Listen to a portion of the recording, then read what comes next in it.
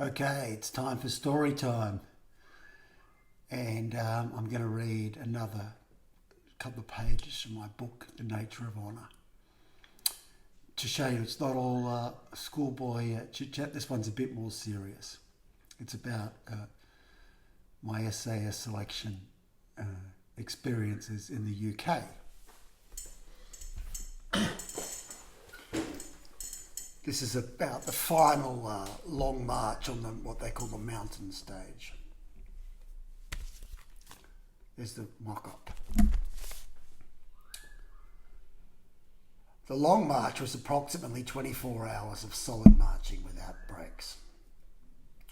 We'd stop to drink water every few hours, but the only food we'd eat would be chocolate bars snatched as we walked. It was the usual 20-kilo packs. I sneaked in my Walkman. I wasn't going to do it without music. I was prepared to be military to pass, but not that military. We set off sometime in the afternoon and planned to walk 65 k's or so, finishing in the afternoon of the next day.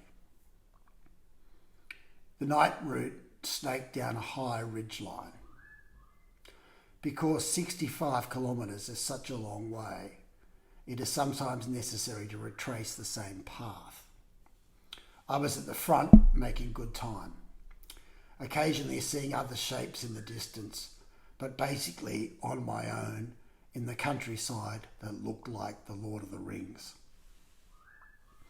It was a dark night, but I was enjoying myself listening to one of my favourite dance tracks, Felix's Don't You Want Me? The chorus was blasting at full volume when in the distance I saw a pinprick of red light that disappeared after a second. Someone is using a torch, I thought. Naughty, naughty.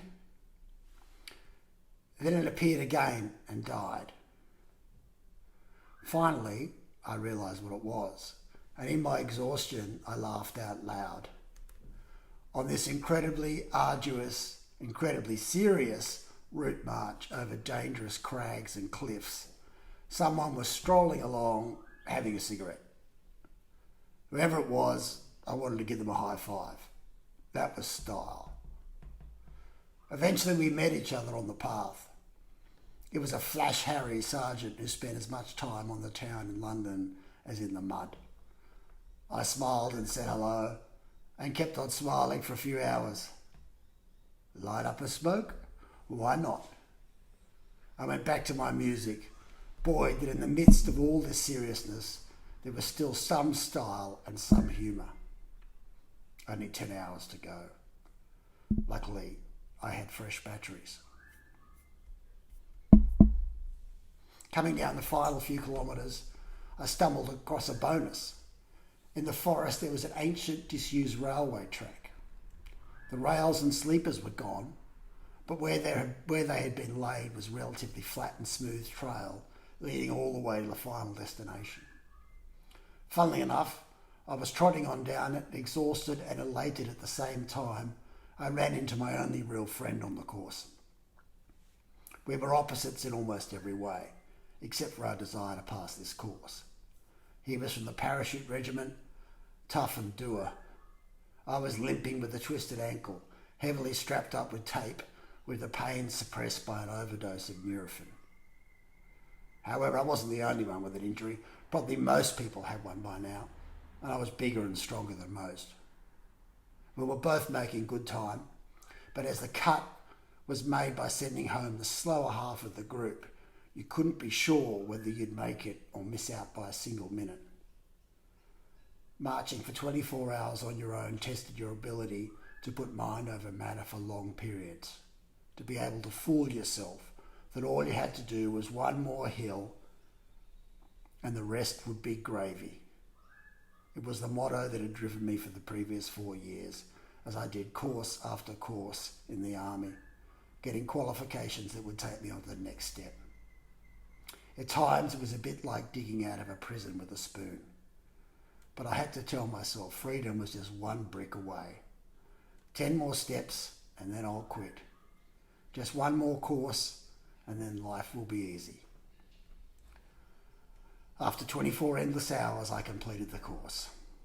I had made it. Better still, I was told I'd passed. It's hard to describe the feeling. I was tough enough. I was smart enough. I had pushed myself to my absolute limits, and I had survived. However, although I'd passed this test, there were still major hurdles left to overcome. The jungle and Officers Week. The jungle was 4 weeks training, 10,000 kilometres away from Penny Fan, in one of the hardest places to soldier on earth, the jungles of Borneo. We did a few days preparation in the SAS barracks in England, and then made the long haul flight together before a day in Brunei City, all of which was pretty tense, a bit like the first journey in the trucks on day one. And I will leave it there. I hope you enjoyed it, and tune in. Same bat time, same bat channel.